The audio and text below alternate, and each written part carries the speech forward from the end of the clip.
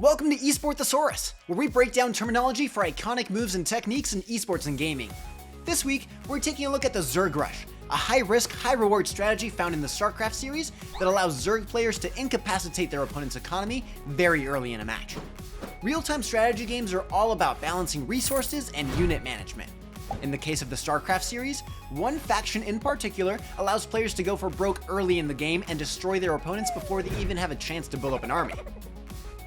The Zerg's base unit, the Zergling, has the lowest production cost in the game at 25 minerals, and it can be pumped out in large quantities at a ridiculously fast rate. Although they are lacking in HP and damage compared to other base units like the Terran Marines or the Protoss Zealots, they do make up for it with their speed and strength in numbers. When going for a Zerg Rush, you'll want to start by building a spawning pool by your hatchery, which allows you to turn larvae into Zerglings and also lets you produce queens, whose spawn larva ability lets you boost your Zergling output by a lot. As you're gathering forces, you'll want to send out a few units into enemy territory to scout for openings in your opponent's defenses, as well as destroy any enemy units looking to get intel on your actions. Once you've built up a healthy amount of Zerglings, you'll want to mount an all-out attack on the enemy's resource gathering units. This forces opponents to make a very tough decision. They can use their resources to build additional units and repel your attack, or risk getting overrun and lose the game outright. Zerg Rushes are heavily reliant on catching the enemy by surprise. If the opponent is able to scout out a mass of Zerglings, they can counter or delay the rush by building a wall of structures to use as a barrier, or produce units with area of effect attacks that can kill off multiple Zerglings at a time. Check out this big brain Zerg Rush from AGO Esports as a laser at the 2019 StarCraft 2 World Championship Series Montreal. Just don't.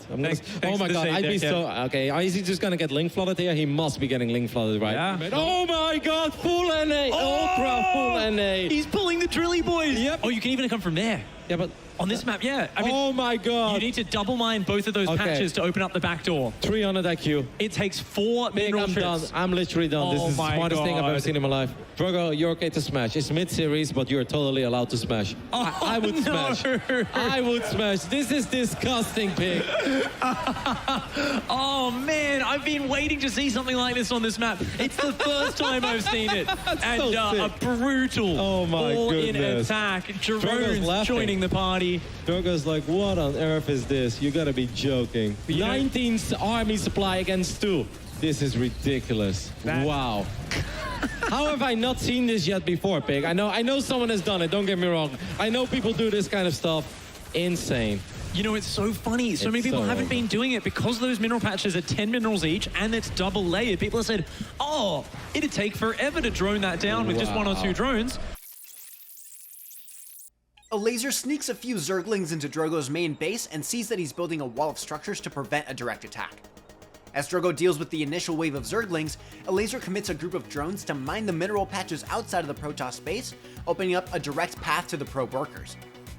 Drogo is completely oblivious to this, by the way, since the entire side entrance is obscured by Fog of War. A laser Zerglings swarm into Drogo's base, destroying the unprotected worker units and eliminating any chance for a recovery, let alone a counterattack. Here's another example, this time from a matchup pitting Bly on Fire versus Team Liquid's Harston. Bly rushes a spawning pool and sends out a drone into enemy territory. As Harston gets vision on Bly's hatchery, the Zerg drone sent out earlier creates a new hatchery next to Harston's gateway, denying him a full wall of protection. Harston dedicates a few drones and a zealot to attack the new hatchery.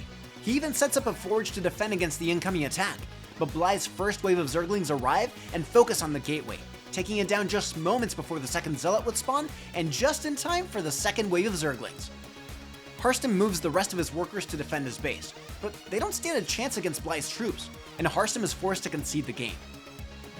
Zerg Rushes also became adopted outside of the StarCraft ecosystem, often being used to describe any swarm attack by weak units.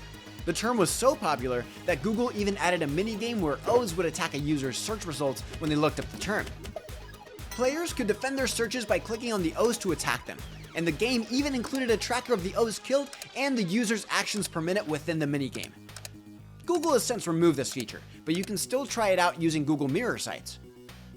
Zerg Rushes might be a little cheeky, but they're also quite strong when facing off against unsuspecting enemies. What's your favorite use of a Zerg Rush? What other topics do you think we should cover? Let us know in the comments and on our socials. And for everything else esports, keep it right here on IGN Compete.